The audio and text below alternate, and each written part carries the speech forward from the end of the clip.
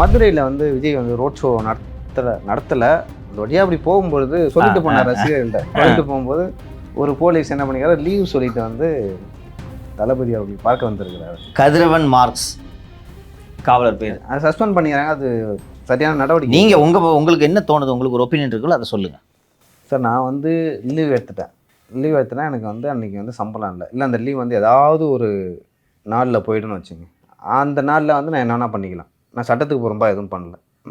நான் என்ன தான் காவலராக இருந்தாலும் நான் வாக்களிக்கும் போது ஒரு கட்சிக்கு வாக்களிக்க தான் போகிறேன், தப்பா இல்லை, ஓகேவா? நான் அதற்காக நான் போய் நிற்கிறேன், வரவேற்கிறேன். அதில் என்ன தவறு இருக்குது? ஓகே, நீங்கம்மா என்ன லீவுன்னு கேட்டிருக்கான்னு தெரில. உடம்பு சரியில்லை, அம்மாவுக்கு உடம்பு சரியில்லை, அது மாதிரி. அதனால அதை வச்சு ஏதாவது இது மாதிரி சஸ்பெண்ட் பண்ணியிருக்காங்களான்னு தெரில. இப்போது இங்கே வந்து நீங்கள் பொதுவாக நம்ம பேசிகிட்டு இருந்ததில் எல்லா போலீஸும் கட்டுப்பாடோடு இல்லை, சோஷியல் மீடியாவில் யூஸ் பண்ணிகிட்ருக்காங்க, செஞ்சிட்ருக்காங்க. ஸோ அப்படி இருக்கும்போது தளபதியை பார்க்க சென்றது அத்தகைய குற்றமா? லாஜிக்கில் தான் இருக்குது. என்னென்னா, நேற்று ஒரு விஷயத்தை முக்கியமாக பார்க்க வேண்டும். அவரை ஃபஸ்ட்டு இதை சொல்லிடுறேன். அவர் சஸ்பெண்ட் பண்ணது சரி. நீங்கள் சொன்னீங்க லீவு எடுத்துட்டீங்க, அது அவரோட நாள், அவர் என்ன வேணாலும் பண்ணுவார் சார் அப்படின்ட்டு. நீங்கள் விஜய் பார்க்க போகிறேன்னு லீவ் எழுதி கொடுத்துட்டு போயிடணும் சார். இல்லை, நான் வேறு எங்கேயோ போகிற வேலை விஜய் வராருன்னு சொல்லிட்டு போகிறேன். அது ஏன் சார் விஜய் கலரில் துண்டுலாம் போட்டு நிற்கிறீங்க? கட்சி கொடி ஒருத்தர் மரத்தில் ஏற போனார். அப்போ இந்த துண்டை கொஞ்சம் வச்சுக்கோங்க, டிஸ்டர்பன்ஸாக இருக்கும். வேறு யாரோ அவர் என் தோளில் போட்டு விட்டாங்க. அன்னைக்கு விஜய் அவர்கள் அங்கே போகும் அந்த தினம், விஜய் அவர்கள் சென்ற அந்த தினம் அழகர் ஆற்றில் இறங்கும் தினம்.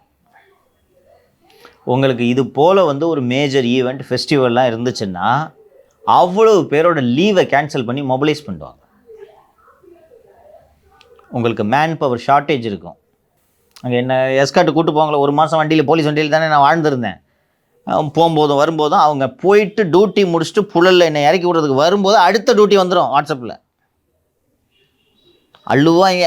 ஐயோ இப்போ தான் வந்து சார் எஸ்ஐட்ட சொல்லுவாங்க, சார் லேட்டாக வந்தோன்னு சொல்லுங்கள் சார், நாளைக்கு ஆஃப் எடுத்துக்கலாம் சார் அப்படின்னு. அதுக்குள்ளே இல்லைப்பா குளித்தலை டியூட்டியான், எஸ்கார்ட் டியூட்டியான் சொல்கிறாங்க. ஸோ மேன் பவர் எப்போவுமே ஷார்ட்டேஜ் இருக்கும். ஸோ அதுவும் இந்த மாதிரி அழகர் ஆற்றில் இறங்குவது போன்ற இந்த ஃபெஸ்டிவலுக்கு மேன் பவர் அப்போ எப்போ என்ன சொல்லுவாங்கன்னா, யாராவது லீவில் இருந்தால் லீவை கேன்சல் பண்ணிட்டு வாங்க. அப்போ போய் இவர் என்ன, எனக்கு நான் இந்த ஊகத்தின் அடிப்படையில் சொல்லியிருக்கேன், வீட்டில் வந்து அப்பாவுக்கு ஹார்ட் அட்டாக்கு, இவருக்கு ஹார்ட் அட்டாக்குன்னு எழுதி கொடுத்துருப்பார். எழுதி கொடுத்திய மாஸ்க்கு போட்டு இல்லை குறைஞ்சது ஒரு மறு வச்சுக்கின்னு போகணும்ல. போயிட்டு அந்த விஜய் கட்சி துண்டு போட்டுக்கின்னு போயிட்டு அங்கே போய் நின்று அதுவும் பால் பாக்கெட்டு பக்கத்தில் நின்றுக்கிற நீ மூஞ்சிலே அடிச்சிருப்பானுங்க. சஸ்பெண்ட் பண்ணது சரி. நீங்கள் ஒரு போலீஸ் ஆஃபீஸர், உங்கள்கிட்ட வந்து அம்மாவுக்கு உடம்பு சரியில்லை சார், ஆப்ரேஷன்னு சொல்லிட்டு போயிட்டு டிவியில் வந்து விஜய் கட்சி கொடியோடு நிற்கிறத பார்த்தீங்கன்னா நீங்கள் சஸ்பெண்ட் பண்ணலன்னா நீங்கள் அதிகாரியே கிடையாது. புரியுதா? இது ஒரு குற்றமா என்று நீங்கள் கேட்கிறீர்களே, குற்றம்தான். உங்களுக்கு அரசு வேலையை விட விஜயை போய் பார்த்து பக்கத்தில் பால் பாக்கெட் அடிக்கிறது முக்கியமாக இருந்துச்சுன்னா ரெசிக்னேஷன் லெட்டர் எழுதி கொடுத்துட்டு போங்க சார். விஜய் கூடவே போங்க, உங்களை யாரும் தடுக்கலை. இங்கே வந்தது ஓடி லாங் ஜம்ப் பண்ணி கயிறேறி இந்த வேலைக்கு வந்தது போலீஸ் வேலைக்கு பார்க்குறதுக்கு. கரெக்டாக? போலீஸ் வேலைக்குன்னு டிசிப்ளின் இருக்குது, ரூல்ஸ் இருக்குது, அதை ஃபாலோ பண்ணுங்கள். 2 ஈவெண்ட் நடக்குது மதுரையில். ஒன்று அழகர் ஆற்றுல இறங்குறாரு, இன்னொன்று விஜய் வர்றாரு.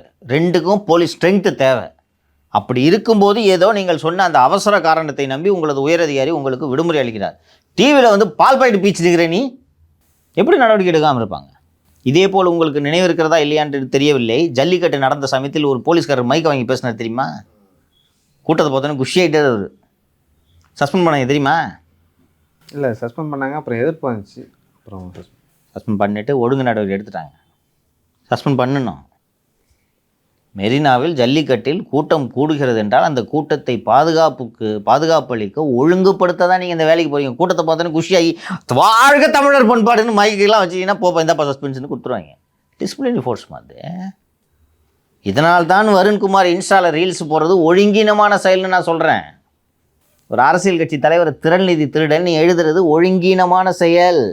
அப்போது நீ ஒழுங்காக இருந்தால் தான் கீழே இருக்க கான்ஸ்டபிளை ஒழுங்காக வேலை பார்க்க முடியும், அவரை ஒழுங்காக நடத்த முடியும். உயர் அதிகாரி ஒழுங்கினமாக இருந்தால் அவரை சஸ்பெண்ட் பண்ணிட்டு சரி. நாளைக்கு அப்புறம் உண்மையிலே இதனால் உண்மையான எமர்ஜென்சிக்கு லீவ் கேட்குறவங்க லீவ் கொடுக்க மாட்டாங்கல்ல. அதே விஜய் டியூட்டிக்கு பந்தோபஸ்துக்கு போடப்பட்டிருந்துருக்கலாம். இவர் டியூட்டியில் இருந்திருந்தாருன்னா இல்லையா? லீவ் போட்டு போய் கலர் துண்டு போட்டு போய் அங்கே நின்னீங்கன்னா சஸ்பெண்ட் தான் பண்ணுவாங்க.